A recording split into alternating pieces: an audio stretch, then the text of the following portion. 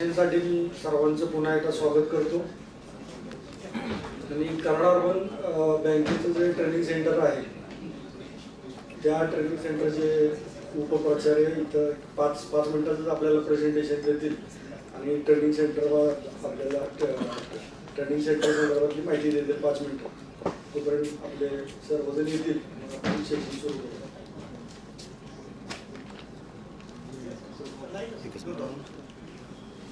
Yes. Very good afternoon, friends. आवाज नाही आहे. नमस्कार. जेवल्यानंतर व्हेरी अवघड आहे त्यासाठीच मला थोडं सर जस्ट 5 मिनिट इंटरॅक्ट करायला सांगितलं. शायर it is very difficult. Good afternoon, friends. First of all, I welcome all of you.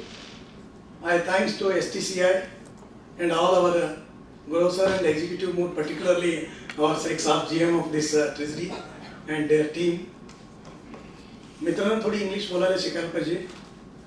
सर्व जेव्हा आमचं रेग्युलेटर आहे जे रिझर्व्ह बँक ऑफ इंडिया ते सर्व सर्क्युलर्स नोटिफिकेशन इंग्लिशमध्ये असतात. फार की इंग्लिश काही मोठी नाही आहे.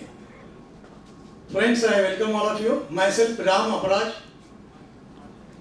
राईट नाव in STCRC staff training centre and research centre of Karad urban cooperative bank. Friends, मी सर्वांना अनेकदा या प्रोग्रामला स्वागत करतो after this lunch session. More sir mike आहे काय? माईक आहे? हां, माईक चालू आहे का?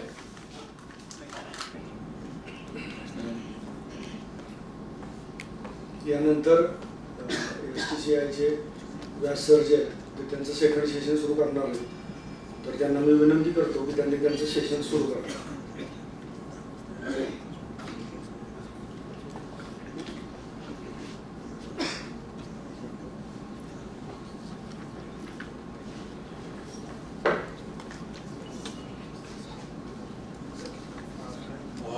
स्क्रीन विजिबल आहे का? Lights full screen.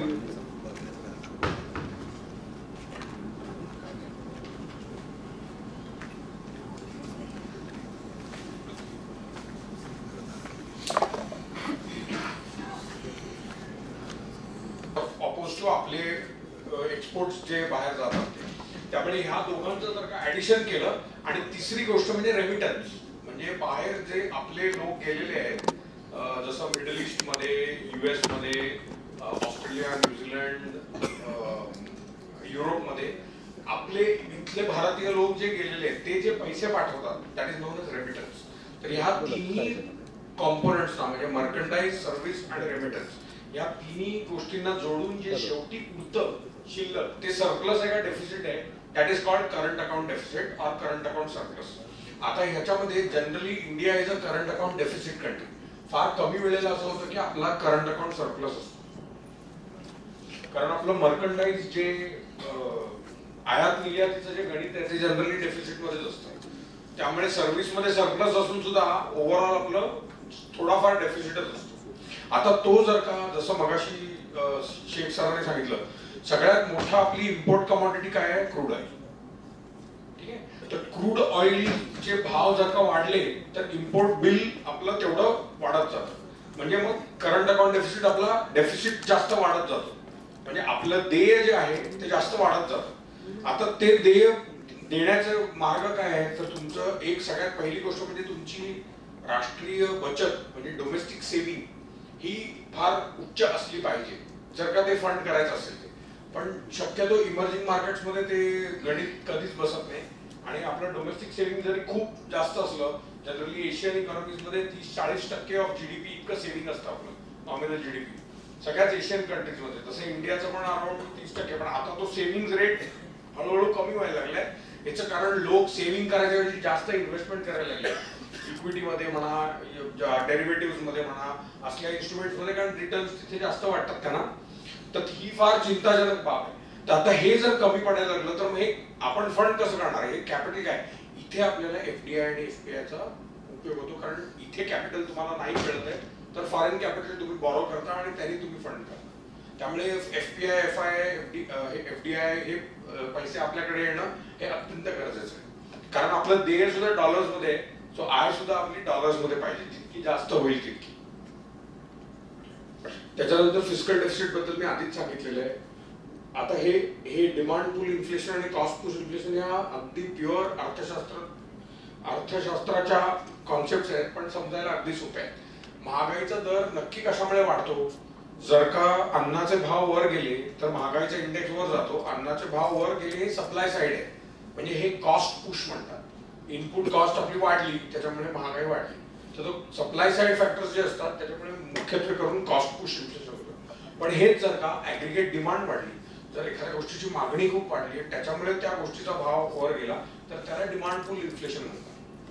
आरबीआयचं लक्ष जास्त डिमांड पुल आणि कॉस्ट पुशवर पण असतं, पण रेट जेव्हा सेट करतात तेव्हा डिमांड पुल इन्फ्लेशनवर जास्त असं होतं.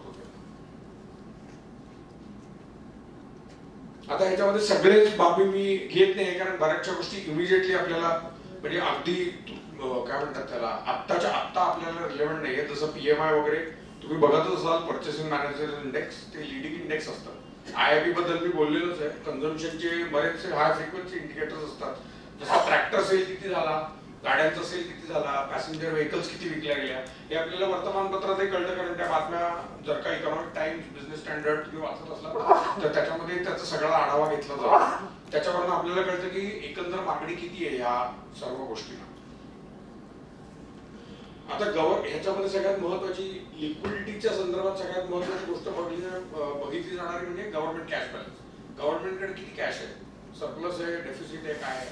जर का सरप्लस आहे तर किती आहे, तो किती आहे. जर का तो बघितला तर एक संख्या आपल्याकडे अशी बघितली जाते ज्याला आपण म्हणतो कोर लिक्विडिटी, म्हणजे banking system liquidity plus government cash balance. तर जर का गव्हर्नमेंट कॅश बॅलन्स खूप असेल तर बँकिंग, कारण आपल्याकडे एकंदर मनी म्हणजे पैसे जे आहेत ते आपल्याकडे एक्स अमाऊंट एवढेच आहे, तर त्याच्यामधला बराचसा भाग जर गव्हर्नमेंट होल्ड करत असेल तर मग सिस्टम लिक्विडिटी टाईट होते. जर का गव्हर्नमेंट खर्च करत असेल आणि कॅश बॅलन्स जास्त ठेवत नसेल तर सिस्टम लिक्विडिटी आपली बऱ्यापैकी पैसे त्या बँकिंग सिस्टम मध्ये आलेले असतात. तर ते गव्हर्नमेंट स्पेंडिंगवर अवलंबून आहे.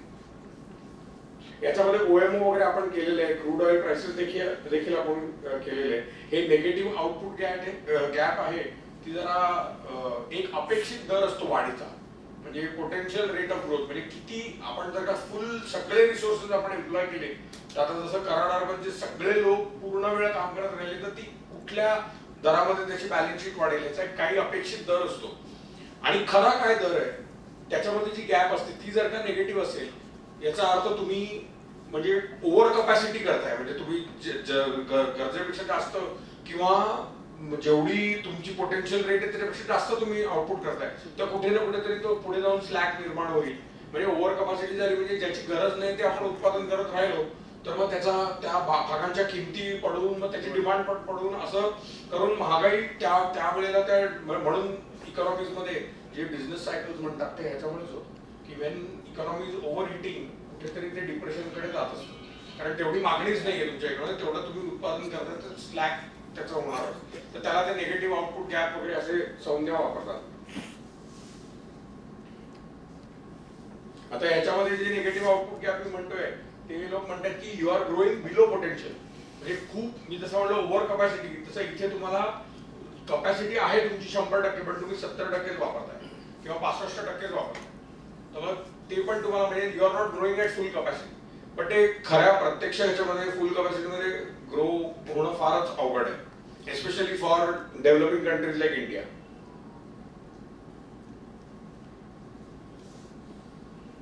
जसं कॅटचं सांगितलं तसं बॅलन्स ऑफ पेमेंट्स आहे. बेसिकली करंट अकाउंटचं जसं सांगितलं तसं कॅपिटल अकाउंट एक असतो. कॅपिटल अकाउंट मध्ये जास्त इन्व्हेस्टमेंट आपण बाहेर किती केलेले आहेत आणि बाहेरच्या लोकांनी आपल्या देशात किती केले याचं एक समग्र त्याचं ऍडिशन असतं. आणि करंट अकाउंट आणि कॅपिटल अकाउंट असं मिळून बॅलन्स ऑफ पेमेंट्स होत असतो. तर जर का बॅलन्स ऑफ पेमेंट सरप्लस असेल तर आपले रिझर्व्ह वाढलेले असतात, जर का डेफिसिट असेल तर रिझर्व्ह कमी होतात, कारण ते कुठेतरी फंड करावं लागतं आपल्याला. जर का डेफिसिट आहे तर मग फॉरेन कॅपिटल फ्लो जो त्या एफएक्सच्या गंगाजळीमध्ये जो आलेला असतो त्यातनं आपल्याला भरावे लागतात. त्यामुळे जर का डेफिसिट असेल तर मग तुमचे रिझर्व्ह तिकडे वापरले जाऊ म्हणजे वापरले जातात. आता मार्केट सेंटिमेंट बद्दल कोणी विचारलं तर मार्केट सेंटिमेंट बद्दल रूल काहीच नाही. मार्केट सेंटिमेंट हे तुम्हाला मार्केटमधल्या लोकांशी 10 लोकांशी चर्चा करून सेंटिमेंट तुम्हाला ती कॅच करावी लागते, त्याला दुसरा काही मार्गच नाही. सो मार्केट इंटेलिजन्स म्हणतो आम्ही मार्केट याच्यामध्ये, त्याच्याशिवाय दुसरा काही पर्याय नाही त्याला. आता जागतिक याच्यामध्ये कसं करायचं, तर मगाशी मी सोन्याचं आणि तेलाचं जे सांगितलं, गोल्ड ऑइल आणि USD हे त्रिकूट जे आहे त्याच्यामध्ये गोल्ड आणि USD हे basically risk on risk of sentiment, म्हणजे मार्केटची आत्ता विचारधारणा काय आहे की जास्त रिस्क घेऊ शकतो की नाही घेऊ शकत. जर का सोन्यामध्ये खूप जास्त इन्व्हेस्ट केलेले आहेत तर याचा अर्थ जास्त रिस्क घेण्याची आता मंशा नाहीये. किंवा जर का if everybody sitting on cash, जर का सगळे ऍसेट्स विकून फक्त कॅशवर बसलेलो आहे तर मग याचा अर्थ रिस्क ऑफ सेंटिमेंट आहे. पण जर का बाकीच्या याच्यामध्ये इन्व्हेस्टेबल वाटतंय लोकांना आणि इन्व्हेस्ट करावं असं वाटतंय तर याचा अर्थ रिस्क ऑन सेंटिमेंट आहे.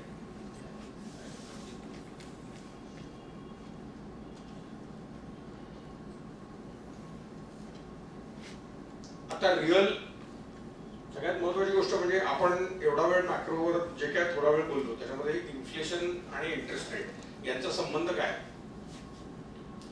तर इकॉनॉमिस्ट म्हणतो की इंटरेस्ट रेट नुसता नॉमिनल इंटरेस्ट रेट म्हणजे आपण जे पैशात इंटरेस्ट रेट देतो तो त्याला नॉमिनल इंटरेस्ट रेट वाटतो. पण आपण इंटरेस्ट रेट जेव्हा देतो किंवा घेतो तेव्हा महागाईचा दर काय आहे हे बघून आपण ठरवतो की रिअल इंटरेस्ट रेट किती आहे. म्हणजे ऍक्च्युअल मला रिटर्न किती मिळालं. जसं एफडी मध्ये आपण ठेवले, समजा 5% एफडी मध्ये वर्षभरानंतर 100वर मिळणार असतील म्हणजे 105 रुपये मिळणार असतील, पण इन्फ्लेशनही जर का 5% असेल तर मग तुमचा रिटर्न 0 आहे, कारण महागाई 5% वाढलेली आहे. त्यामुळे तुम्हाला तुमच्या हातात नक्की बचत काहीच झालेली नाही.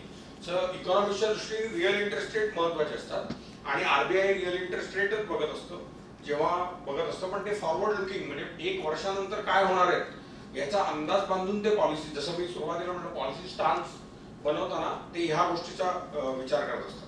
तर अर्थातच आता निगेटिव्ह आणि पॉझिटिव्ह रिअल इंटरेस्ट रेट होणारच. जर का इन्फ्लेशन तुमच्या इंटरेस्ट रेट नॉमिनल इंटरेस्ट म्हणजे जसं मी 5% उदाहरण घेतलं, समजा महागाई 6% वाढली आणि तुमचं रिटर्न 5% आहे तर रिअल इंटरेस्ट रेट निगेटिव्ह झाला.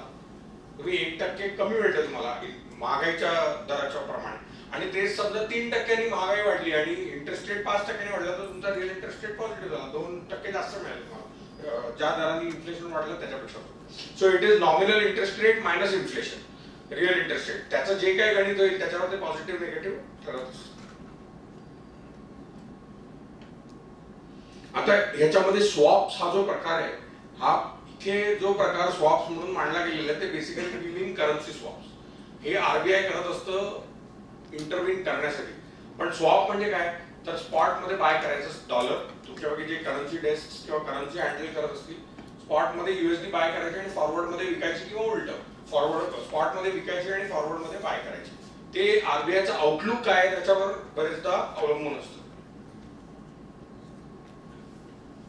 आता याच्यामध्ये करन्सी, आता आपण बघतो की संबंध कसा आहे इंटरेस्ट रेट आणि करन्सीचा, तर खरं म्हणजे तोच एक खरा संबंध आहे इंटरेस्ट रेट आणि करन्सीचा. जर का इंटरेस्ट रेट खूप वाढणार आहे असं वाटत असेल तर लोकल करन्सी आपली डेप्रिशिएट होते. असं का होतं, कारण इंटरेस्ट रेट वाढणार आहे त्याचं सगळ्यात महत्वाचं कारण काय की महागाई वाढणार आहे. त्याच्यामुळे तुमच्या करन्सीचं जी पर्चेसिंग पॉवर आहे, विकत घेण्याची जी ताकद आहे ती कमी होते, म्हणजे युअर करन्सी विल डेप्रिशिएट. आणि याच्या नेमकं उलट, जर का इंटरेस्ट रेट कमी होणार आहे तसं वाटत असेल तर मग इकडे करन्सी आपली जी डोमेस्टिक करन्सी आहे म्हणजे INR ती करन्सी स्ट्रॉंग होते. कारण याचा अर्थ काय, इंटरेस्ट रेट कमी होणार तरी इन्फ्लेशन पण कंट्रोलमध्ये राहील. जसं आता तुमच्यापैकी बऱ्याच लोकांनी बघितलं असेल महागाईचा दर जो आहे तो साधारण 2% पण खाली आलेला आहे, 1.6% लास्ट रिडिंग. त्यामुळे इतकं जर का इन्फ्लेशन नॅरो असेल तर मग कायद्याने तुमची करन्सी स्ट्रॉंग व्हायला पाहिजे. पण आता तुम्ही मार्केट कंडिशन बघितले तर आपला रुपया घसरतोच आहे. गेल्या कमीत कमी 1-2 हे ट्रम्पच्या टॅरिफचा जे कारभार सुरू झाला तेव्हापासून तुम्ही बघितलं की USD INR घसरतोच आहे. याच्यामध्ये आता कुठला फॅक्टर मिक्स होतोय, याच्यामध्ये ग्लोबल सेंटिमेंट मिक्स होतोय. तर ग्लोबल जे इन्व्हेस्टर्स आहेत ते शॉर्ट करतात सगळे, म्हणजे ते विकून जात आहेत सगळे. सो ते तुम्ही थांबवू शकत नाही. जरी तुमचे डोमेस्टिक मॅक्रोज व्यवस्थित असले, इन्फ्लेशन कंट्रोलमध्ये असलं तरी सुद्धा ग्लोबल फॅक्टर्स तुमच्या हातात नाही. त्यावेळेला काय सेंटिमेंट आहे त्याच्याप्रमाणे ते ऍक्शन्स होत असतात. आता HTM याच्यावर मला वाटतं HTM कट्स जर का हेल्ड टू मॅच्युरिटी पर्सेंटेज जर का कमी करत गेलं तर त्या दृष्टीने मग गव्हर्नमेंट सिक्युरिटीजची डिमांडही कमी जास्त होऊ शकते बँकांची. पण हेही काही कास्ट इन स्टोन नाही. त्यावेळेला जर का क्रेडिट ऑफटेक जर का लोक बॉरो करायला एवढी येत नसतील तर फारशी बँकांच्याकडे चॉईसही नसते. ते मग ह्याच्यामध्ये SLR पेक्षा जास्त 8-10% SLR मेंटेन करतात. सो आपल्या सगळ्यांना माहितीच आहे की बँकांमध्ये आताच्या नियमाप्रमाणे 18% तुम्हाला SLR मध्ये ठेवावेच लागतात, GSEC मध्ये ठेवावेच लागतात बँकांना. पण ऍक्च्युअल बँकांचं जे होल्डिंग आहे ते 27-28% आहे. म्हणजे जे प्रिस्क्राईब रेशो आहे त्याच्यापेक्षा 8-9-10% जास्त आहे.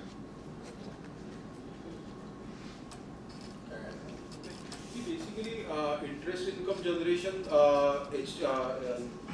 SLR सिक्युरिटीज मध्ये इंटरेस्ट इन्कम जनरेशन वाढत जातं. जर तुमचं क्रेडिट ऑफटेक होत नाहीये ते पैसे नुसतेच हे करण्यापेक्षा जर तुम्ही इन्व्हेस्ट केलेत तर इंटरेस्ट इन्कम पण होतं. जर रेट्स खाली झाले किंवा मार्केट फेवरेबल झालं तर कॅपिटल गेन पण होतं.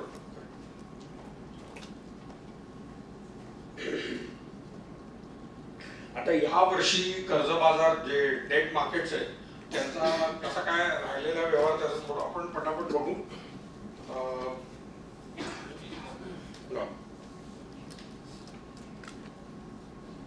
तर हे आता काही देशांमध्ये म्हणजे US CPI, UK CPI, eurozone, US UK growth कशी राहिलेली आहे ती चार्ट बघून तुम्हाला कळू शकतं. इन्फ्लेशन बऱ्याच देशांमध्ये इन्फ्लेशन बऱ्यापैकी कमी होत चाललेलं आहे. आपल्या देशामध्ये आपण बघतोय कमी होत चाललेलं आहे. पण पुढच्या वर्षीसाठी जो अंदाज आहे त्याच्यामध्ये महागाई वाढण्याचे अंदेश जास्त आहे. त्याच्यानंतर ग्रोथ तुम्ही बघू शकता US UK युरोझोन चायना. आणि हा सगळा जो डेटा आहे तो डेटा सगळा फ्रीली अवेलेबल आहे. ग्रोथचा आणि इन्फ्लेशनचा डेटा तुम्ही IMF वर ट्रॅक करू शकता, इंटरनॅशनल मॉनिटरी फंड वर. विविध देशांचे एकाच ठिकाणी सगळे अवेलेबल आहेत. त्यामुळे फारसा काही सायास न करता हे सगळे मिळू शकतं आपल्याला. आतापर्यंत RBIचा स्टान्स कसा राहिलेला आहे बघा. जून 24 मध्ये त्यांनी पॉज केला होता. जून ते डिसेंबर म्हणजे तो 24चं जे संबंध वर्ष होतं त्याच्यामध्ये RBIने रेटवर काहीही ऍक्शन घेतलेली नाही. पण फेब्रुवारी 25 मध्ये पहिला 25 बेसिस पॉईंटचा कट केला. त्याच्यानंतर एप्रिलमध्ये परत केला. जून मध्ये 50 बेसिस पॉईंटचा केला. सो एकूण जसं गुरु सरांनी सांगितलं एकूण ह्या फेब्रुवारी ते जून या कालखंडामध्ये 100 बेसिस पॉईंट्सनी RBIने रेपो रेट कट केलेला आहे ग्रोथला सपोर्ट करण्यासाठी. कारण इन्फ्लेशन त्यांना माहिती होतं की इन्फ्लेशन हे काही अंशात ते कमी होईल. त्यामुळे त्या अंदाजाने त्यांनी ग्रोथ सपोर्ट करण्यासाठी 100 बेसिस पॉईंटनी रेट कट केलेला आहे. आता शेवटची जी पॉलिसी झाली ऑगस्टमध्ये त्याच्यामध्ये त्यांनी काहीही ऍक्शन घेतलेली आहे. परत पॉज केलेला आहे. कारण आता 100 बेसिस पॉईंटने ऑलरेडी केलेलं आहे. तर त्याला RBIच्या भाषेत म्हणतात मॉनिटरी पॉलिसी ट्रान्समिशन. एवढं जे रेट कट केलेलं आहे तो संबंधपणे मार्केटमध्ये प्रादुर्भूत होईपर्यंत त्याला साधारण काही कालावधी 2 क्वार्टरचा 3 क्वार्टरचा म्हणजे आपल्या भाषेमध्ये तिमाही 2 तिमाही 3 तिमाही असं त्याला वेळ लागतो. तर ते होईपर्यंत RBI विशेष काही करेल असं वाटत नाही. तरी सुद्धा आता जे मार्केट सिग्नल्स आपल्याला मिळत आहेत त्याच्यावरून असं वाटतं की सप्टेंबरमध्ये कदाचित सप्टेंबर शेवटी जे पॉलिसी होईल त्याच्यामध्ये कदाचित आणखीन एक 25 बेसिस पॉईंटचा रेट कट RBI करू शकतो जर का त्याला असं वाटलं की ग्रोथ कमी आहे. पण आता जर का कालच्या ग्रोथ नंबरचा विचार केला आपण 780 आलेला आहे तो फारच जास्त वरती अपेक्षेपेक्षा. बरेचसे जे अपेक्षा दर आहेत मार्केटमध्ये आमचा सुद्धा तो 6.5 ते 6.80 7.2 7.20 पर्यंत आहे. पण हा 7.80 आलेला आहे. त्यामुळे आता RBI रेट कापेल की नाही ही परत शंकास्पद गोष्ट आहे.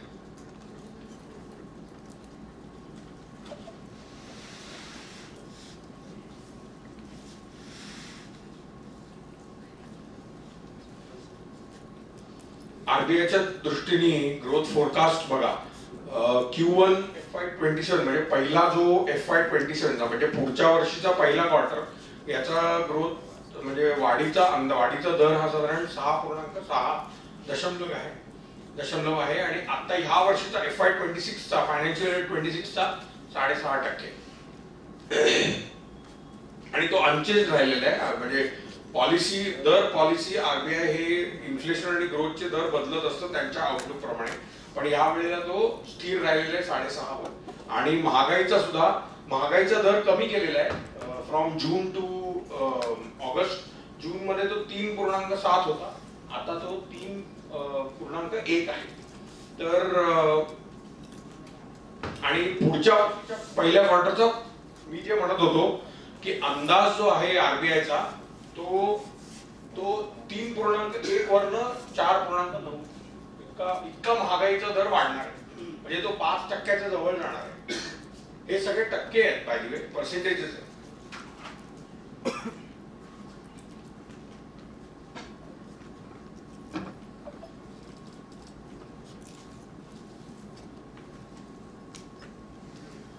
पण मी जे एमपीआरचा उल्लेख केला त्याच्यामध्ये 6.7 होतं ग्रोथ FY 26-27 साठी आणि 4.3% होतं. पण मी जे म्हणत होतो की ते पण आता बदललेलं आहे सगळं. तर आता सप्टेंबरच्या एमपीआर मध्ये परत हे सगळे दर बदलले जातील.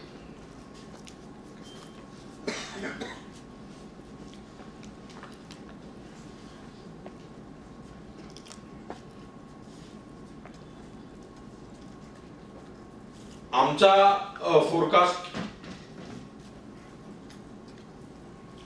जो आम्ही एसटीसीआय प्रेडिक्ट, सो बऱ्याचशा संस्था या इंडिव्हिज्युअल ग्रोथ फोरकास्ट पण करत असतात, तसं आम्ही करत असतो.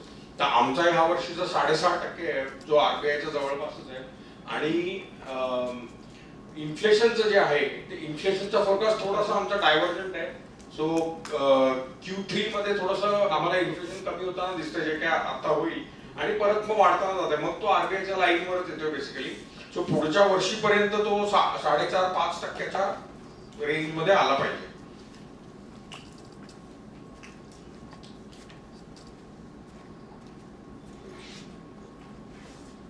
आता हे जे विषय आहेत यातले बरेचसे आपण बोलता बोलता टच केलेले आहेत, म्हणजे त्याला त्या विषयांना आपण स्पर्श केलाय. मेटल प्राइसेस, फ्युएल प्राइसेस मध्ये ब्रेंट ऑइल आणि नॅचरल गॅस. आता नॅचरल गॅस तुम्ही म्हणाल नॅचरल गॅस का घेतला, तर नॅचरल गॅस हा इंटरनॅशनल आता जे सगळे कॉन्फ्लिक्ट चाललेले आहे रशियन वॉर म्हणजे रशिया आणि युक्रेन मध्ये, त्याच्यामध्ये फार मोठा एलिमेंट हा नॅचरल गॅस इम्पोर्ट US रशियाकडनं करत होता त्या भागाचा आहे. पण आता तुम्ही जर बघितलं तर नॅचरल गॅसचे प्राइसेस हे बरेचसे स्टॅबिलाइज झालेले, त्यामुळे त्याच्यावर काही विशेष होत नाही, कारण त्यांनी फॉरवर्ड घेऊन ठेवलेले आहे. त्यामुळे त्याच्या प्राइसेसवर आता फारसा परिणाम होणार नाही. आणि क्रूड ऑइल प्राइसेसचं अशी झालेली आहे कहाणी की चायना हा देश जो आहे त्याच्यामध्ये फार उलथापालथ झाली आहे आणि त्याचे जे ग्रोथ रेट्स आहेत ते फार मंदावत आहेत. त्यामुळे तिथे क्रूड ऑइलची demand, China is the biggest importer, China सगळ्यात मोठा तेलाची आयात करणारा देश आहे. तिथे आयातीचा दर कमी झाल्यामुळे, म्हणजे आयात करण्याचा जो व्हॉल्यूम आहे, संख्या आहे, ती कमी झाल्यामुळे तेलाचे भाव पण त्या हिशोबाने कमी झाले. आणि इतकी सगळी कॉन्फ्लिक्ट मिडल ईस्ट मध्ये वगैरे होऊन तेलाचे भाव फारसे काही त्याच्यावर असर झाला नाही, कारण डिमांडच नाही. हे फाओ जे आहे that is food and agricultural ऑर्गनायझेशनचा एक फूड इंडेक्स असतो, तो फाओ फूडी इंडेक्स म्हणतात त्याला. तर तो इंडेक्स पण तुम्ही बघा की महागाईचा दर फारसा काही वर गेलेला नाही. तो एक 24 मध्ये थोडासा बॉटम आउट झाला आणि नंतर तो बऱ्यापैकी स्थिरच आहे. आणि मेटल प्राइसेस मध्ये आपण कॉपर घेतो, कारण कॉपर इंडस्ट्रीसाठी खूप वापरलं जातं, त्यामुळे that is a very good indicator of industrial demand. आणि गोल्ड जसं मी म्हटलं, गोल्ड सगळेच लोक ट्रॅक करतात, कारण gold is a indicator of everything, की economies whether they are risk averse or they want to take risk, etc.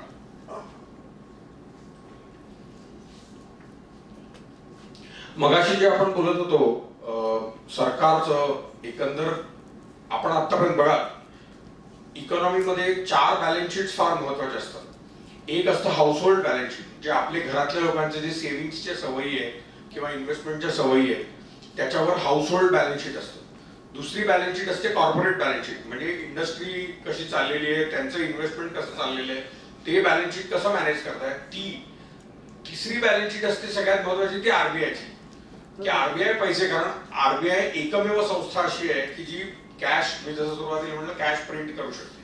त्यामुळे त्यांची बॅलन्स शीट कशी आहे हे महत्वाचं आहे. आणि चौथी सगळ्यात मोठी बॅलन्स शीट म्हणजे गव्हर्नमेंट बॅलन्स शीट. गव्हर्नमेंट आपले फायनान्सेस कसे मॅनेज करते त्याच्यावर आहे. तर हा एक स्नॅपशॉट आहे. तुम्ही जर का बघितलं तर सरकारचं इन्कम कशावर होतं, 2 गोष्टींवर, एक तर टॅक्स आणि दुसरं बॉरोइंग. तर आता रेव्हेन्यू रिसीट्स मध्ये तुम्ही बघा tax revenue, non tax revenue. आता टॅक्स रेव्हेन्यू हा किती आहे, 28 लाख कोटी. 28,37,709 कोटी इतका त्यांना सरकारला टॅक्स मधनं त्यांना पैसे मिळतात, म्हणजे रेव्हेन्यू मिळतो, ज्याला मराठीत काय म्हणतात वसूल आणि किंवा महसूल ऍक्च्युअली द करेक्ट वर्ड. आणि नॉन टॅक्स रेव्हेन्यू किती आहे? 5,83,000 कोटी. सो जर तुम्ही कम्पेअर केलं तर around 25% of your tax revenue is non tax revenue. इतका तो छोटा आहे जर का तुम्ही टॅक्स रेव्हेन्यूशी कम्पेअर केलं तर.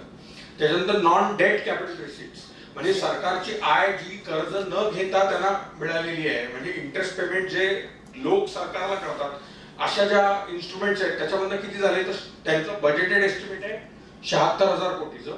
आतापर्यंत किती आलेले आहेत? 28,018 इतकं त्यांना आतापर्यंत मिळालेलं आहे.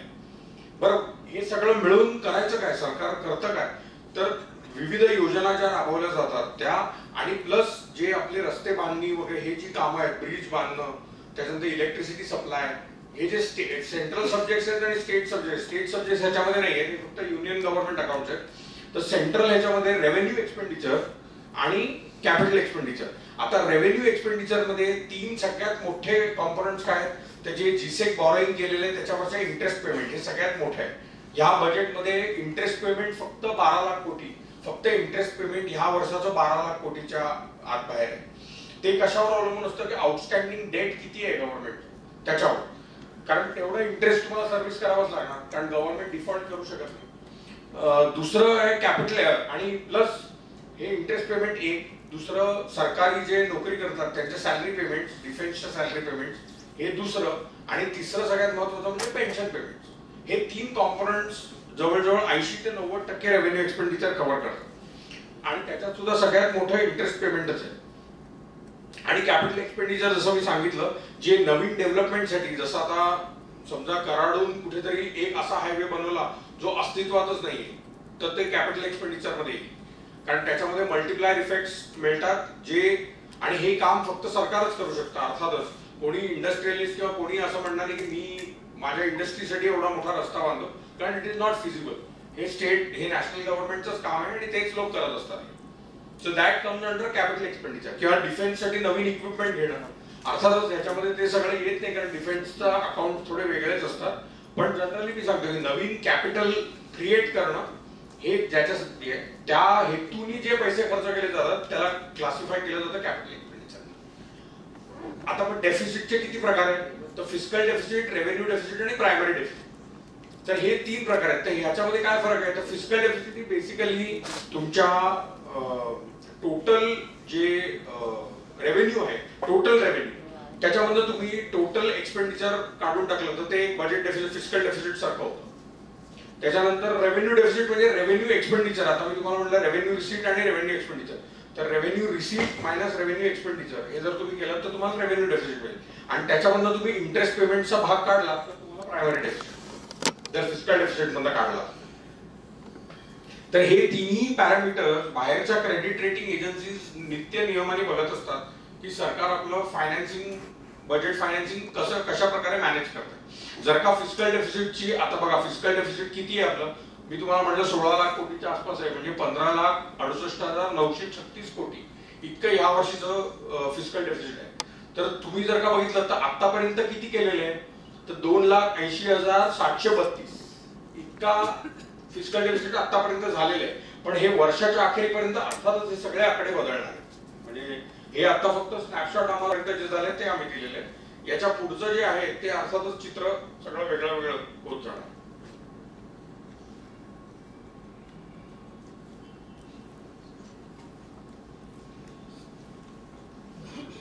आता बॉरोइंग जे झालेले आहे ते 14,82,000 कोटी जे आम्ही मगाशी म्हणत होतो ते, तर या वर्षीचं टोटल बॉरोइंग 14,82,000 कोटीचं आहे. H1 मध्ये म्हणजे पहिला एप्रिल टू सप्टेंबर हा जो पहिला भाग आहे त्याच्यामध्ये 8 लाख कोटींचं म्हणजे 54%, 14,82,000 कोटीचे 54% इतकं सरकारने बॉरो ऑलरेडी केलेलं आहे. म्हणजे करून होईल आता सप्टेंबरच्या शेवटी, तर ते जसं जसं ऑप्शन्स करायला लागतील तसं. त्याच्यानंतर रिडेम्पशन म्हणजे जे आधी कर्ज घेतलेले ते जे ह्या वर्षी रिडीम होणार होतं त्या काळामध्ये ते FY26 म्हणजे आता ह्या संबंध फायनान्शियल इयर मध्ये ते साधारण 4 लाख कोटीच्या आत बाहेर म्हणजे 3,96,000 कोटी.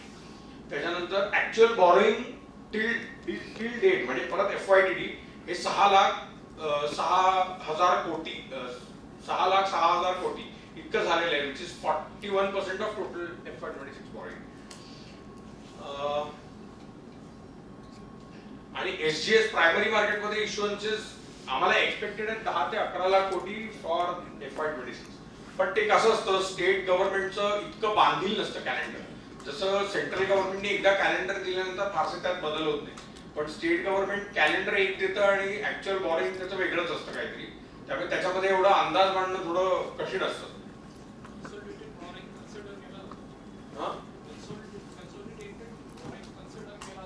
हो ना, तो that is an indicator of date.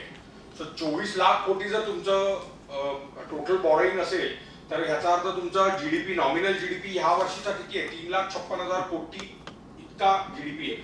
तर 24 लाख करोड डिवाइड बाय 3,56,000 म्हणजे 3,56,00,000 I am sorry my bad 3,56,00,000 कोटी इतका जीडीपी आहे आपला नॉमिनल जीडीपी. 24 लाख कोटी बाय 3,56,00,000 कोटी. सो तो आकडा जर बघितला तर तो साधारणपणे 10-11% आत बाहेर येईल. तर 10-11% तुमचं जर का डेट आहे आता म्हणजे कन्सॉलिडेटेड जसं की म्हणलं सेंटर प्लस स्टेट इतकं जर आहे तर मग हे सस्टेनेबल आहे की नाही, हे गव्हर्नमेंट म्हणजे फंड करू शकेल की नाही, याच्या आधारावर मग तुमचं क्रेडिट रेटिंग ठरत असतं.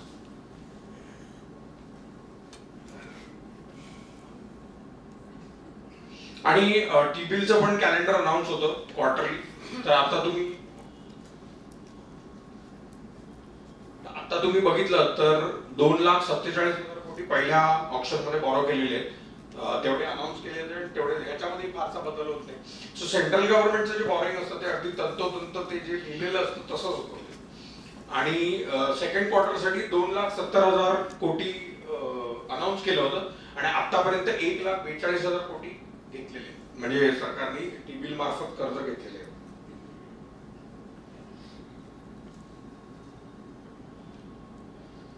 आपण जे म्हणत होतो SLR इन्व्हेस्टमेंट्स बँकचा आता जो आपण विषय काढला, तुम्ही जर का बघितलं क्रेडिट डिपॉझिट रेशिओ, तुम्हाला वाटतं शेख सरांनी पण त्याचा उल्लेख केला त्यांच्या ह्याच्यामध्ये.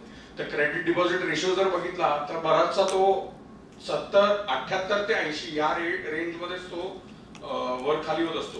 पण RBI ला जास्त चिंता कशाची असते की अनसिक्युअर्ड क्रेडिट किती दिलं जात आहे बँकांच्या तर्फे, त्याच्यावर त्यांचं विशेष लक्ष असतं कारण ते अनसिक्युअर्ड असतं. तर बँकांच्या बुक्स मध्ये त्याचा रिस्क जास्त असतो ऑब्व्हियसली. त्याच्यावर मग क्रेडिट डिपॉझिट रेशिओ एकदा आपल्याला कळला की त्याच्यावर इन्व्हेस्टमेंट डिपॉझिट रेशिओ येतो. म्हणजे डिपॉझिट ज्या वेगाने येत आहे तेवढ्या वेगाने इन्व्हेस्टमेंट होते की नाही हे बघण्यासाठी तो एक इंडिकेटर पण RBI नेहमी ट्रॅक करत असतो. whether banks are investing and how they are investing as related to किती त्यांच्याकडे डिपॉझिट्स येत आहेत. नॉन फूड क्रेडिट एक बघितलं, food credit is very small, ते ऍग्रिकल्चर फार्मर्सना वगैरे देतात, ते फारच छोटा कंपोनंट आहे. सो नॉन फूड क्रेडिट बघतात जे बँक क्रेडिट बघतात ते. आणि NDTL is basically net deposit time liability. ते तुम्हाला सगळ्यांना माहितीच असेल की इट इज बेसिकली म्हणजे subtracted of all the double counted liability आणि तसं ते नेट डिमांड टाइम लायबिलिटी. म्हणजे demand and time are basically classification of deposits की ऑन डिमांड डिपॉझिट आणि टाइम डिपॉझिट म्हणजे खूप 5 वर्षाचे 6 वर्षाचे टाइम डिपॉझिट जे असतात ते सगळ्यांची जी बँकांच्यासाठी लायबिलिटी आहे. तर त्यांचं ते ऍसेट्स तेवढे बाजूला करून जेवढं उरेल ते नेट डिमांड टाइम लायबिलिटी आहे. आणि हा एकदा आकडा RBI ला मिळाला बँकिंग सिस्टमसाठी की ह्याच्यावर मग CRR आणि SLR जे असतात ते सगळे ह्याच्यावर कम्प्युट होतात NDTL. So NDTL is the base for computing CRR and SLR. CRR किती आकारावा आणि कसा आकारावा आणि तो आहे त्याचं किती मिळालं पाहिजे. म्हणजे 100 रुपये NDTL असेल तर 4% 4 रुपये आपल्याला RBI मध्ये ठेवावे लागतात प्रत्येक ऍडिशनल डिपॉझिटला. आणि SLR अर्थातच तो 18% आहे. सो 100 18 रुपये म्हणजे 22 रुपये are club together for CRR SLR as of now. आताची परिस्थिती ही आहे. आता सप्टेंबर पासून जसं गुरु सरांनी सांगितलं तो कमी होऊन 1% तो 4 रुपयाचा 3 रुपये होईल. सो बँकांकडे 1 रुपया क्रेडिट लेंड करण्यासाठी तेवढा जास्त होईल. आणि आता बँकिंग सिस्टमचा NDTL किती आहे अगदी लेटेस्ट जुलै 25चा डेटा जर बघितला तर 253 लाख कोटी इतका एनडीटीएल आहे ऍग्रीगेट बँकिंग सिस्टमचा.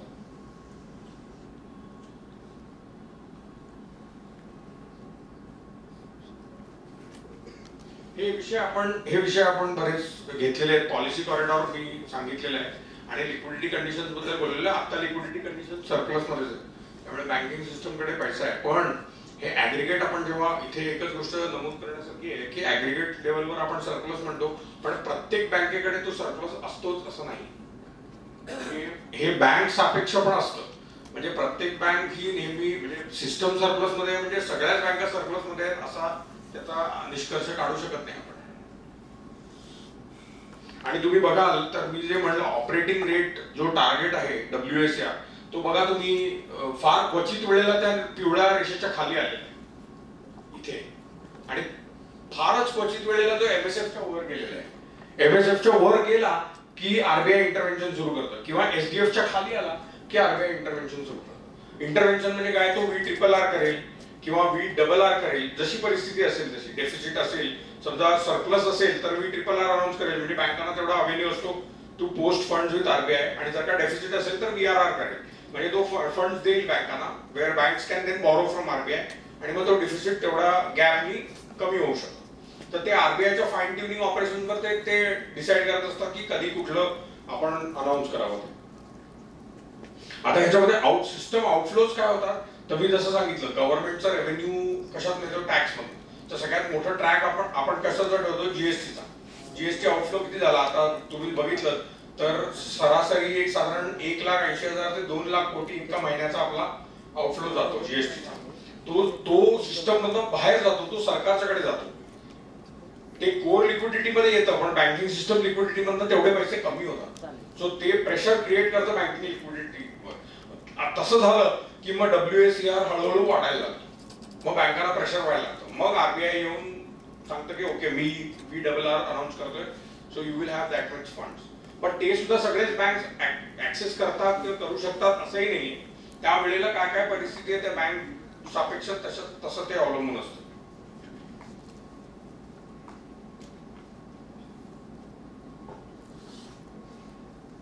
हाही विषय आपण बोललेलो आहे USD INR आणि फॉरेक्स रिझर्व्ह बिलियन. तर आता साधारणपणे मी सांगितलं तसं 550-600 बिलियनच्या वरच आहे आपण. सो 600 बिलियन एवढी गंगाजळी आपल्याकडे आता FX ची आहे. त्यामुळे बऱ्यापैकी आपली परिस्थिती ठीकठाक आहे. आपण 5th लार्जेस्ट रिझर्व्ह होल्डर आहोत आता जगामध्ये. सो त्या दृष्टीने फारसं काही चिंता करण्यासारखं नाहीये.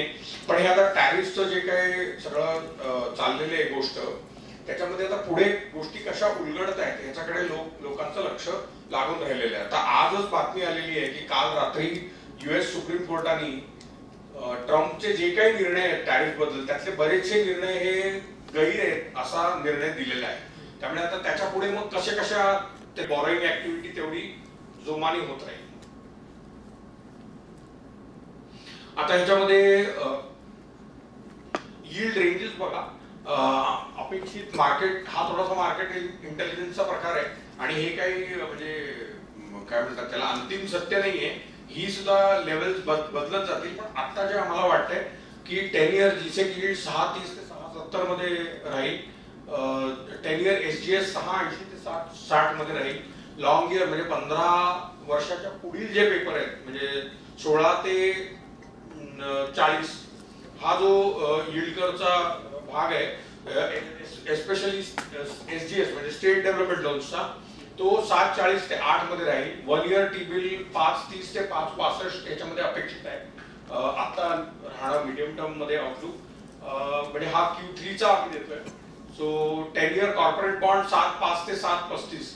आता याच्यामध्ये तुम्ही जर का बघितलं तर 10 इयर SGS ऍक्च्युली थोडं वायडर आहे स्प्रेड जर का तुम्ही बघितलं तर.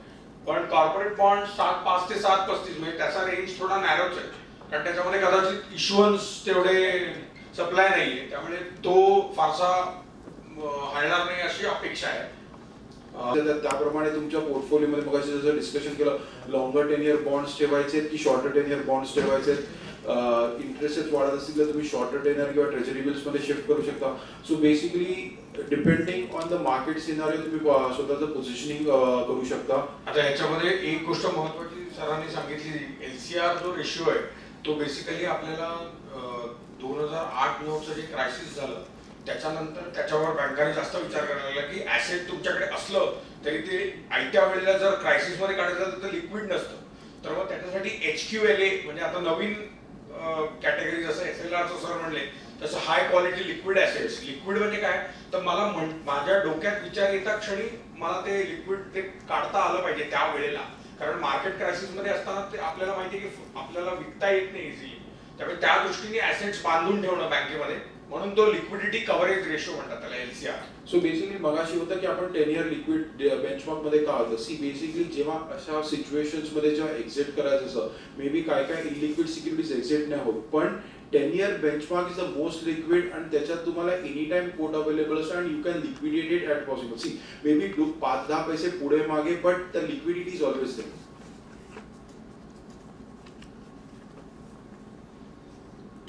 Investment policy I think majority of प्रत्येक बँकांची असेल. So basically the investment policy should be board approved. Investment policy should lay out the broad objectives की बेसिकली तुमचं ऑब्जेक्टिव्ह काय आहे, तुम्हाला तुमचं टार्गेट काय, तुम्हाला रिटर्न्स काय जनरेट करायचे, तुम्हाला HTM पोर्टफोलिओ करायचा आहे, ट्रेडिंगसाठी करायचं आहे. सो बेसिकली तुमचं पोर्टफोलिओचं ऑब्जेक्टिव्ह डिफाईन करून तुम्ही ती इन्व्हेस्टमेंट पॉलिसी करा. ती पॉलिसी झाल्यानंतर should be a detail procedure और प्रोसेस फ्लो, एक प्रॉपर प्रोसेस फ्लो असली पाहिजे. It should detail authority in the bank responsible for putting through the deals. I think basically कसं आहे की जो सर मगाशी बोलले आपण 99 सकाळी गुरव सर बोलले 99% and 1%. सो कोण डिसिजन घेणार की कसं घेणार त्याच्याप्रमाणे प्रॉपरली तुम्ही चॅनलाइज करून की कोणाच्या ऑथॉरिटी आणि कसं हे करता येईल. फिक्स एक्सपोजर लिमिट्स म्हणजे नॉन SLR मध्ये तुम्ही किती इन्व्हेस्ट कराल, SLR मध्ये किती इन्व्हेस्ट कराल, कुठच्या टेन्युअर मध्ये, कुठच्या मॅच्युरिटी प्रोफाईल मध्ये, कुठच्या जर नॉन SLR असेल तर तुम्ही काय क्रेडिट रेटिंग्स मध्ये इन्व्हेस्ट करू शकाल, तर तो एक एक्सपोजर लिमिट डिफाईन करा. Stop loss, this is most important thing. Stop loss limits and maximum loss. I think stop loss trigger झाल्यावर ते एक्झिक्यूट करून भले मग थोडं खाली घेऊन किंवा व्यू चेंज करून तुम्ही घेणार, बट स्टॉप लॉस ठेवणं एक इम्पॉर्टंट गोष्ट आहे. It should highlight the reporting systems, internal control systems, and investment policy should be reviewed every year, depending on the market situations.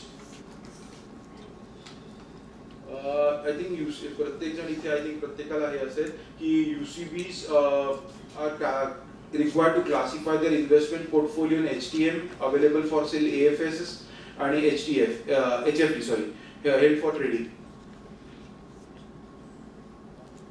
जेव्हा तुम्ही सिक्युरिटी घेता आय थिंक तेव्हाच डिफाईन करता की ती HTM साठी घेतली, AFS मध्ये किंवा HFT साठी.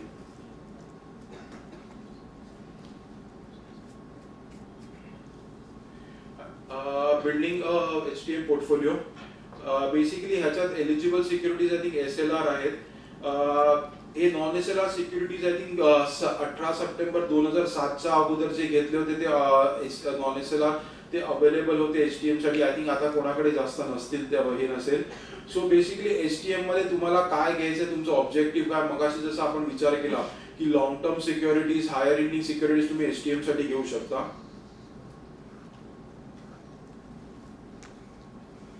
Investments under HTM category should not be more than 25% of the bank's investments.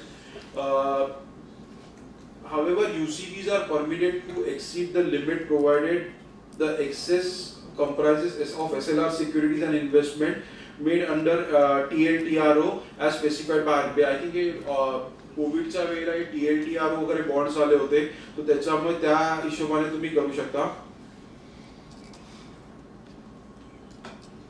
Every reporting फ्रायडेला I think 25% वरती तुमचं HTM NDTLच्या 25% तुम्हाला HTM पोर्टफोलिओ मध्ये HTM 25% वरती नसलं पाहिजे. Profit from sale of STM shall first be taken into profit and loss account and thereafter shall be appropriated to capital reserve. The amounts so appropriated shall be net of taxes and the amount required shall be transferred to statutory reserves. So loss of sale of shall be recognized in profit and loss account in the year of the sale. Building an HTM portfolio, I think आपण मगाशी जसं बोललो, target highest yielding yields of HTM portfolio म्हणजे long dated SDLs किंवा long dated securities आहेत. Higher yield for long dated securities may offset the borrowing cost resulting in positive carry. मगाशी जसं बोललो, state development loans are one of the attractive. Intraday करू शकतो तो करू शकता. Basically CCR जे असतं ना end of the day net settlement करून हे करतो. फक्त तुम्हाला ती तुमच्या ह्याच्याशी CHL वाले हे करा, पण अदरवाइज रूल प्रमाणे तुम्ही करू शकता. इवन एसडीएल्स मध्ये पण करू शकता. सेल्स अलाउड नाही, शॉर्ट सेल अलाउड नाही. शॉर्ट सेल नाही करू शकत. शॉर्ट सेल नाही करू शकत. एक वाक्य वाचलं. Short sale is allowed for ESO members. No, I think it's not for everybody. I think banks and PDs साठी have to call money deployment.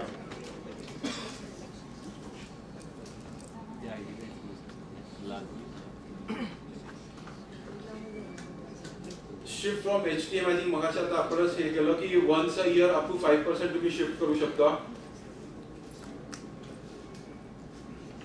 With the approval of the board at the beginning of the year.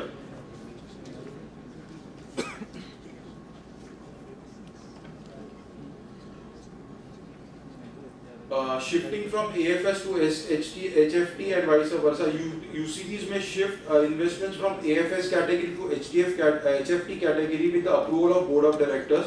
However, shifting from HTF to AFS is not allowed except in circumstances where banks are not able to sell the security within 90 days due to tight liquidity or extreme volatility and market conditions becoming undirectional.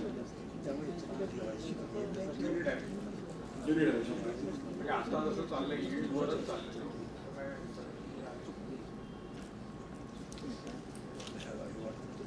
हे आयडियाची side आता Nitin sir घेतील.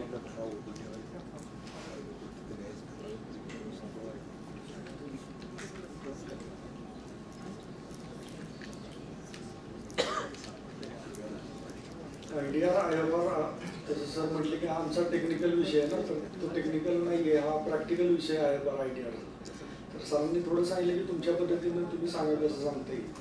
तर आपलं इन्व्हेस्टमेंटचं जे circular आहे 1 April 2023ला RBIचं last master direction आलेली इन्व्हेस्टमेंटच्या संदर्भात. तर आपला जो IDR आणि IFRची प्रोव्हिजन आहे, आता IDR जर बोलायचं म्हटलं तर AFS आणि HFT कॅटेगरीमधले जे आपले SLR होल्डिंग आहे त्याचं मार्क टू मार्केट आपण करतो. HFT मध्ये मंथली आणि AFSला क्वार्टरली मार्क टू मार्केट करावं असं मास्टर डायरेक्शन सांगते. तर IDRची प्रोव्हिजन करताना आपल्या जे होल्डिंग आहे AFS आणि HFT कॅटेगरीमधलं त्याचं मार्क टू मार्केट केल्यानंतर जे नेट ॲप्रिशिएशन जर आलं तर इग्नोर करावं असं RBIनं सांगितलेलं आहे. पण जर नेट डेप्रिशिएशन असेल तर त्याची प्रोव्हिजन करायची असं मास्टर डायरेक्शनमध्ये सांगितलेलं आहे स्पेसिफिक. आणि IFRची जी प्रोव्हिजन आहे AFS आणि HFT होल्डिंग जे आहे त्याच्या 5% मिनिमम IFRची प्रोव्हिजन करावी अशा मास्टर डायरेक्शनमध्ये RBIने सूचना केलेल्या आहेत. आणि IFR आणि IDRची जी प्रोव्हिजन किंवा त्याचे जे अकाउंटिंग प्रिन्सिपल्स आहेत त्याबाबत ते RBIचं मास्टर डायरेक्शन सांगतं की IDRची जर प्रोव्हिजन तुमच्या रिक्वायरमेंटपेक्षा जास्त असेल म्हणजे सरप्लस IDR प्रोव्हिजन असेल तर तुम्ही ती रिव्हर्स करावी असं मास्टर डायरेक्शनमध्ये सांगितलं. ते क्वार्टरली करावे का? क्वार्टरली जसं तुम्ही करावी म्हणताय तसं क्वार्टरली रिव्हर्सल पण करायचं. हो हो काय अडचण हो. मास्टर डायरेक्शन तसं सांगितलेलं आहे की तुमची जी प्रोव्हिजन आहे IDR आणि IFRची ती आता क्वार्टरली मेंटेन करावी असं RBIने आता मास्टर डायरेक्शनमध्ये सांगितलेलं आहे. त्यामुळे हे जे ड्रॉडाऊन आहे IFR आणि IDR IFR टू IDR जाताना किंवा IDR टू IFR ह्या प्रोव्हिजन आपण क्वार्टर एंडला मॅनेज करू शकतो आणि त्या पद्धतीने दोन्ही प्रोव्हिजन मॅनेज करू शकतो. तर IFR जे आहे IFR जे आहे तर IFR सुद्धा एक्सिस IFRची 5% जर जास्त प्रोव्हिजन असेल तर ड्रॉडाऊन करून आपण IDR साठी वापरू शकतो. आणि IDRची सरप्लस प्रोव्हिजन असेल तर आपण प्रॉफिट अँड लॉसला रिव्हर्सल करून आपण IFR साठी वापरू शकतो. किंवा आता IFR जर तुमचा ऑलरेडी प्रोव्हिजन मेंटेन केलेली असेल IFRची तर तुम्ही एक्सिस प्रोव्हिजन आयडीआरची प्रॉफिट अँड लॉस अकाउंटला घेऊन तुमच्या पद्धतीनं स्टॅट्युटरी रिझर्व्ह किंवा तुमच्या प्रॉफिट अप्रोप्रिएशनसाठी वापरू शकता.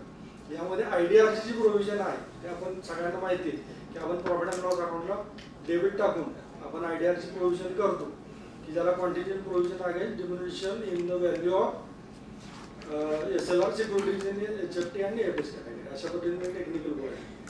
तसंच IFRची जी प्रोव्हिजन आहे ती आपण प्रॉफिट अँड लॉस अप्रोप्रिएशन बंद करतो की आपला बिलो द लाईन आणि अबो द लाईन ज्यांना बॅलन्स शीट माहिती आहे किंवा प्रॉफिट अँड लॉस अकाउंट माहिती आहे, तर आयडीआरची प्रोव्हिजन ही अबो द लाईन आहे आणि IFRची प्रोव्हिजन ही बिलो द लाईन आहे. कारण आपण IFRची प्रोव्हिजन ही अप्रोप्रिएशन बंद करतो आणि आयडीआर प्रॉफिट अँड लॉस अकाउंटला डेबिट टाकतो. अशा पद्धतीने ह्या दोन प्रोव्हिजन आपण मिळतो. आयडीआरची प्रोव्हिजन यूज करत असताना आपण अबोव लाईन केलेली असते, बरोबर. त्यावर इन्कम टॅक्ससाठी काय करायचं? हो, तसं आहे. मास्टर डायरेक्शनमध्ये स्पेसिफिक आहे. तुम्ही आयडीआरची प्रोव्हिजन रिव्हर्स करताना तुम्ही अबोव द लाईनच घेता रिव्हर्स, तुम्ही काय बिलो द लाईन घेत नाही.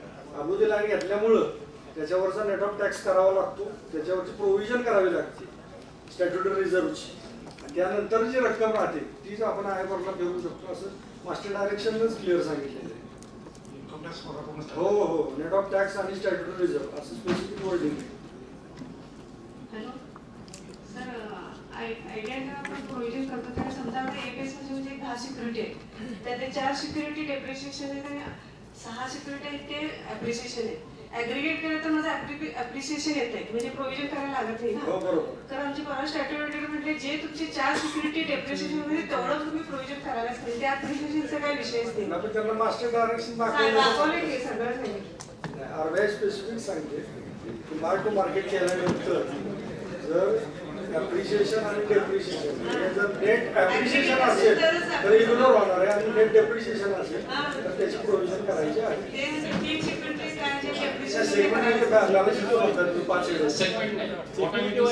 जर सेंट्रल गव्हर्नमेंट मध्ये जर 6 सिक्युरिटी असतील त्यापैकी 3 सिक्युरिटी अप्रिसिएशन 3 सिक्युरिटी डेप्रिसिएशन आहे तर त्या सिनारिओमध्ये ते नेट ऑफ करायचं.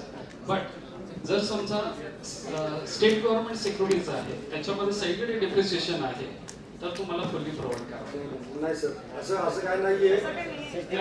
जिसे गव्हर्नमेंट सिक्युरिटी सुद्धा SLR आहे, SDL सिक्युरिटी सुद्धा SLR आहे. नाही माझं ऐकून घ्या, म्हणजे आपण शेवटी जे कन्सोलिडेट करतो तिथे नेट ऑफ करावं लागेल मला असं म्हणायचं. नाही कन्सोलिडेटेड कुठे आहे माहिती आहे का? मास्टर डायरेक्शन मध्ये आहे सर. आपण कसं प्रत्येक सेगमेंटचं करतो की स्पेशली इन्व्हेस्टमेंट प्रेझेंट करतो की पहिलं गव्हर्नमेंट सिक्युरिटीज, नंतर अदर अप्रोड सिक्युरिटीज, नंतर शेअर्स, नंतर बॉन्ड्स आणि नंतर अदर सिक्युरिटी असतात. ह्याचं 5 एकामेकावर होऊन नेटिंग करता येत नाही कुठे ॲप्रिशिएशन. म्हणजे एक नंबरचं जे आहे आपलं सेंट्रल गव्हर्नमेंट सिक्युरिटी ह्यामध्ये समजा डेप्रिशिएशन आहे तर तुम्ही 2 अदर अप्रोड सिक्युरिटीमध्ये जर ॲप्रिशिएशन असेल तर त्याचं रेटिंग करता येत. बरोबर स्टॅट्युटरी ऑडिटर परवा झाले ना. नाही बरोबर केलं. अवेलेबल फॉर सेल्स साठी आपण युटिलाइज करतो. हा मग काय तुम्हाला डॉक्युमेंट साठी तुम्ही असं मेन्शन करायला होईल नाही. तुम्हाला कोणी सांगितलं म्हटलं आयओनिक प्रोव्हिजन आपण आता प्रॅक्टिकली सांगायचं म्हटलं तर अप्रोप्रिएशन AGM मध्ये मंजूर होणार, बरोबर का नाही? त्यानंतर माझ्या IFRची प्रोव्हिजन वाढणार आहे, बरोबर. तर ह्या केसमध्ये सुद्धा RBI कन्सिडर करते आपला विषय की बाबा तुम्ही IFRची प्रोव्हिजन मेंटेन केली. 31 मार्चला तुम्ही मेंटेन केलेलं नाही पण after AGM appropriation of profit मध्ये जरी ती मेंटेन झाली तरी RBI कन्सिडर करते. दुसरा प्रश्न म्युच्युअल फंडावर आपण प्रोव्हिजन याची क्वार्टरली प्रोव्हिजन करायला लागेल का कसं? कारण पतोड आपण त्यावेळेला काढतो हे करतो. बऱ्याच आता आमच्याकडच्या काही बँका आहेत त्या आम्ही क्वार्टर एंडला त्या काढून टी-बिल घेतो आणि एंडला तो आम्ही निल करतो. बरोबर, आम्ही पण तसंच करतो. मग ते करायची काही गरज नाही का बरं तसं करतात? बुक्स मध्ये आणणं महत्वाचं. आणि म्युच्युअल फंडची इन्व्हेस्टमेंट तशी सगळ्या शॉर्ट पिरियड साठीच करतात, लॉंग रेट साठी पण जात नाही. त्यामुळं IFRची प्रोव्हिजन समजा तुम्ही मंथली किंवा क्वार्टरला म्युच्युअल फंडची प्रोव्हिजन सध्या आम्ही क्वार्टरला नाही केलं तर चालेल का? इयरएंडला केलं तर चालेल? हो चालेल. प्रत्येक क्वार्टरला ते करायलाच पाहिजे असं नाही ना? कारण आम्हाला काही वेळा सांगितलं क्वार्टर एंडला ते करायला पाहिजे प्रोव्हिजन. कारण क्वार्टर एंडला आम्ही त्याचा विड्रॉल केल्यामुळे त्याचा आम्हाला मिळणारा बेनिफिट आहे तो इंटरेस्ट रेट कमी मिळतो. अच्छा, त्यामुळे जर आम्ही ते समजा 6 महिने वर्षभर ठेवलं लॉस अकाउंट थ्रू रूट करतो आपण.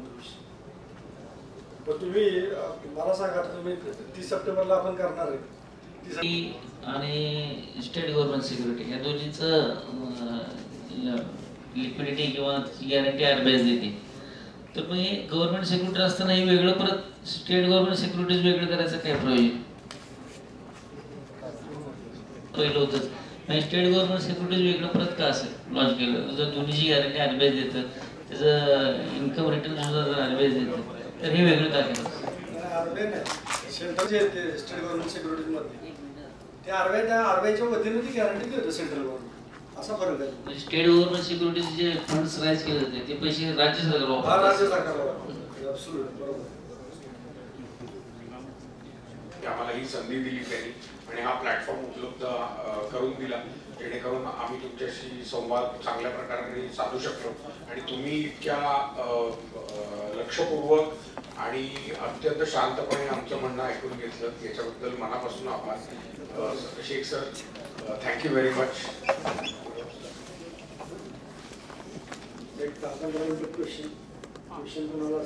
प्रश्नोत्तर जे काही शंका असेल ते आम्ही आहोत.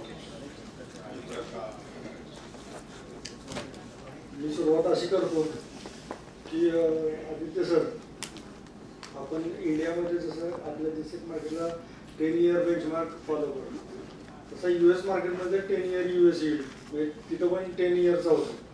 तर कालचा 10 इयर US यील्ड आहे 4.20 आणि आपला जवळजवळ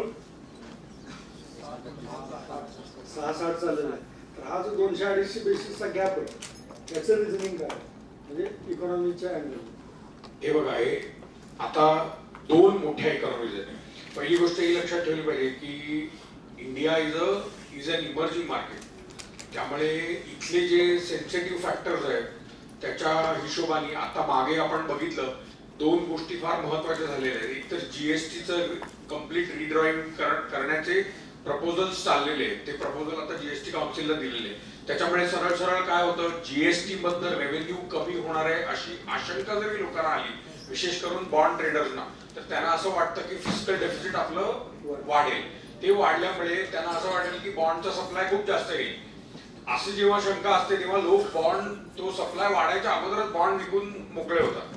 त्यामुळे ही विकण्याची प्रक्रिया गेल्या मला वाटतं 10-15 दिवसात आणि 15 ऑगस्ट पासून जास्त सुरू झालेली आहे. प्लस आपल्याला आंतरराष्ट्रीय लेवलवर फार अनिश्चितता आपण आता बघतोच आहे या जिओपॉलिटिकल टेन्शनमुळे.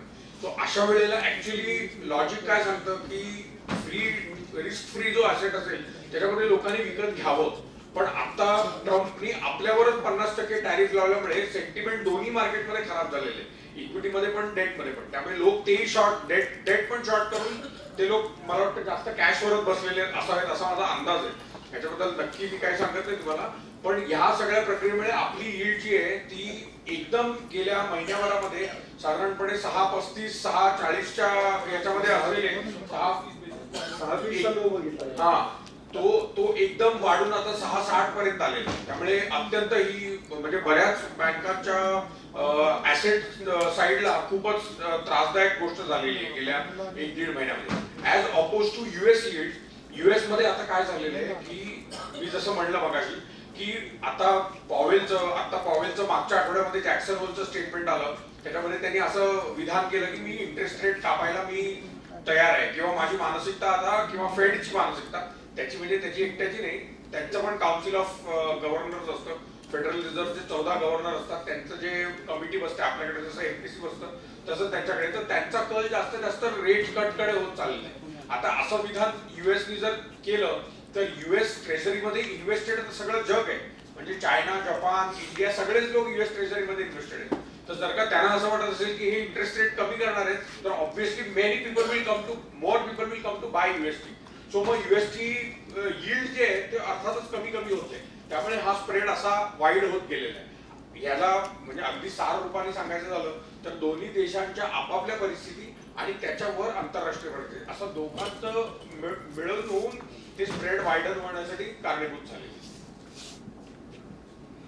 आपला इन्व्हेस्टमेंट पोर्टफोलिओ मॅनेज समजा 1000-2000 कोटीचा आहे फक्त त्या स्पेसिफिक फंड मध्ये, तो if he has to sell, भले त्याचा व्ह्यू पॉझिटिव्ह फंड मॅनेजरचा, पण त्याला तो विकायचा आहे तर then he has to sell. पण जर रेट म्हणजे यील्ड्स कमी झाल्यात आणि त्याचा उपयोग नाही घ्यायचा पण त्याच्या फंडमध्ये पैसा आले तर it is that he has to buy. So basically market intelligence किंवा प्रत्येक आता मार्केटमध्ये कोणाचा काय व्ह्यू आहे, सी माझा लॉंगचा व्ह्यू असेल तर कोणाचा शॉर्टचा व्ह्यू असेल, तर मी घेतोय तर कोणतरी विकतोय. सो बेसिकली त्या हिशोबाने प्रत्येकाचा व्ह्यू आणि हे असं आणि सी बाकी इंडिकेटर्स चालू असतात पण त्या स्पॉट ऑफ द मोमेंटला काय कोणाचा ट्रिगर कुठचा पॉईंट ट्रिगर होतो ते सांगू शकत नाही. कारण त्या दिवशी आपलं रेटिंगचं पण मध्येच अचानक इट वॉज कम्प्लिटली अनएक्सपेक्टेड, ते काही बोलणं नव्हतं की काय नव्हतं, कम्प्लिटली अनएक्सपेक्टेड मार्केट वरती गेलं. त्याच्यानंतर ती फिचनी रेटिंग सेम ठेवलं तर मार्केट परत खाली पडलं. त्यांनी काही त्याच्यात चेंज नाही केले पण खाली पडलं. सो डिपेंड सेंटिमेंट्स कसं होतं आणि त्या मोमेंटला काय होतं. कारण ह्याच्यामध्ये मार्केट असं एक्सपेक्ट करत असणार की यांनी रेटिंग वाढवलं म्हणजे हे पण वाढवते, पण ते नाही झालं तर मग मार्केट कमी गेलं. याच्यामध्ये मला आता आपण बोलताना सर म्हटले की 6 सेन्स, तर मला पु ल देशपांडेंचं एक वाक्य आठवलंय, कुठली कला करताना ही सगळी ट्युशन आहे पण ट्युशन कामाला येत नाही, इंट्युशन पण लागतं त्याला. त्या वेळेला तुमचं जे गट फिलिंग आहे ते तर ट्रेडरला माहितीच असतं, तो जसं सर म्हटले तसं त्या वेळेसची काय परिस्थिती आहे त्याच्यावरच तो ठरवत असतो की, आणि ते शिकवून किंवा ट्रेनिंग किती केलं तरी ती गोष्ट तुम्हाला डेस्कवर बसल्याशिवाय घेणं शक्य नाही. ट्रेडिंग करताना स्क्रीनवर एक सर्टन बाईंग किंवा सेलिंग पॅटर्न होतं, त्याच्यामुळे तुम्हाला कळतं की कोणाचं विकायचं म्हणजे कोणतरी असं खेचतं मग परत त्याला पाडतो, म्हणजे जो बेसिक एक टिपिकल पॅटर्न ऑफ ट्रेडिंग येतो. तर त्याच्यामुळे आपण गेस की कसं मार्केट मोमेंटम काय आहे की तुम्ही बोलता कोणाच्या हा एक अच्छा लग रहा है खराब लग रहा है, एक अंडरस्टँडिंग होतं. त्याच्यामुळे यू गेट अ सेन्स की काय इव्हन ऑप्शन्सच्या वेळेला ऑप्शन सेल आउट होईल, ऑप्शन सेल आउट पण टीलवर जाईल की बॉडीवर जाईल किंवा राईट ऑफ मार्केट घेऊन जाईल. सो एक ते मार्केटमध्ये 10 लोकांची 4 लोकांची बोलल्यास you have that idea, because कसं जर प्रत्येक वेळेला बोलल्यावर एक माझा व्ह्यू असतो एक समोरच्याचा व्ह्यू असतो, तर समोरचा व्ह्यू वेगळा असू शकतो. सो यू टेक 2-3 गोष्टी तुम्ही त्यांच्याकडनं पण घेता. आदित्य सर तेच म्हटले की रोज सकाळी गुरु सरांचं तेच काम असतं मार्केट सेंटिमेंट्स कलेक्ट करायचे. आणि सगळ्याच म्हणजे सत्य सर, विशाल सर, आमचे संध्या मॅडम सुद्धा त्यांचं मुळात हे असतं की सारखा तो पल्स घेत राहावा लागतो तुम्हाला, कारण त्याच्याशिवाय तुम्हाला कळणारच नाही.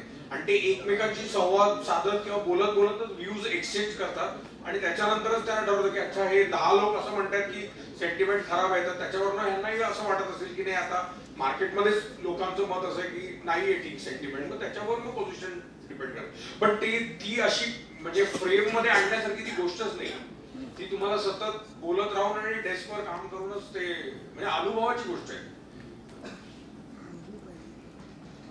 सगळ्यांना गडबड आहे आरतीला घरी पोहोचायचे गणपतीच्या, तर एक 3 सूचना आहेत. ओके, तर कराड अर्बन कोऑपरेटिव्ह बँकेचे उपमहाव्यवस्थापन अमित रेटरेकर आभाराचं काम करते.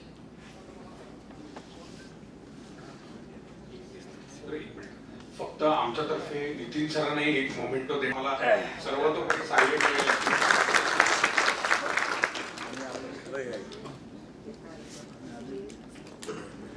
नमस्कार. आज सकाळपासून आपण जमलेलो आहोत आणि तुम्ही जर स्लाइडची संख्या मोजली तर आज एक तशा टेक्निकली 108 स्लाइड म्हणजे संपूर्ण एक जपमाळ झालेली आहे. तर आज इन्व्हेस्टमेंटची जी तपश्चर्या सकाळपासून चालली होती, तर एसटीसीआय टीमसाठी माझं असं म्हणणं होतं सर की तुम्ही म्हणलात की तुम्ही securities trading corporation of India 94 पासून फर्स्ट होता, तर अशी 100 वर्षाची one of the first bank आम्ही पण आहोत. आणि टेक्निकली स्पीकिंग आपल्या बोर्डवरती इथं दिसतंय की 2025 is the international year of cooperative. तर ह्या सगळ्या गोष्टींचा असा एक सुरेख संगम झालेला आहे. आमच्या इकडं कराडात प्रीती संगम पण आहे. तर ह्या संगमाच्या निमित्तानं मला फक्त एवढंच सांगणं भाग आहे की ह्या ज्या ट्रेनिंगच्या ऍक्टिव्हिटीज आम्ही कंडक्ट करतो, तर हे government of Maharashtra approved apex training institute म्हणून आमची कराड अर्बनची स्टाफ ट्रेनिंग रिसर्च सेंटर आहे. तर आजच्या स्टान्स बद्दल जर बोलायचं झालं तर आजचा ट्रेनिंग स्टान्स हा फॉरवर्ड लुकिंग होता आणि नक्कीच रिअल व्हॅल्यू ऍडिशन झालेली आहे. तर जास्त वेळ घेत नाही, मी फक्त आमच्या बँकिंगच्या भाषेत जरासं बोलतो सर. आजचं जे HTM होतं म्हणजे hold your knowledge till mortality होतं. HFT आहे की hope for training again and again आहे. आणि कराड अर्बन तर्फे मी स्पेसिफिकली सांगू शकतो AFS म्हणजे we are available for solutions. आणि तुमच्या dos and don'ts and treasury management for urban cooperative banking हा आजचा विशेष टेक अवे होता. आणि मी तुमचा एक तो शब्द बघितला, technically sir I would like to disagree, ते पॉन्डरेबल्स नसून मला वाटते ते ऍक्शनेबल्स आहेत. तर आजच्या ह्या STCIच्या सेमिनारसाठी कराड अर्बन बँकेचे principal advisor Gurav saheb, CEO Shingte sir आणि मुख्य करून ट्रेजरी डिपार्टमेंटचे आमचे general manager sir Shaikh sir, BGM Chaphekar saheb आणि एंटायर ट्रेजरी डिपार्टमेंट टीम यांचे पहिल्यांदा मी आभार मानतो. विशेष आभार श्री गुरुदत्त कुलकर्णी साहेब, व्यास साहेब, सत्यबोध कुलकर्णी आणि मांढरे साहेब ऑफ STCI. कराड अर्बन बँकेच्या आजच्या पाहुणचाराचा आपण आनंद घेतला. दुपारी जो स्नेहभोजन झाला त्याच्यासाठी त्या टीमचे मी सर्वांतर्फे आभार मानतो. आणि गणपतीचा उत्सव आहे, तर सर्वांनी सहकार सक्षम बनवूया. गणपती बाप्पा मोरया. जाता जाता आपल्याला काउंटरवरती मोदक मिळतील. तर आजची ही सभा यशस्वीपणे संपन्न झाली असं मी जाहीर करतो. धन्यवाद.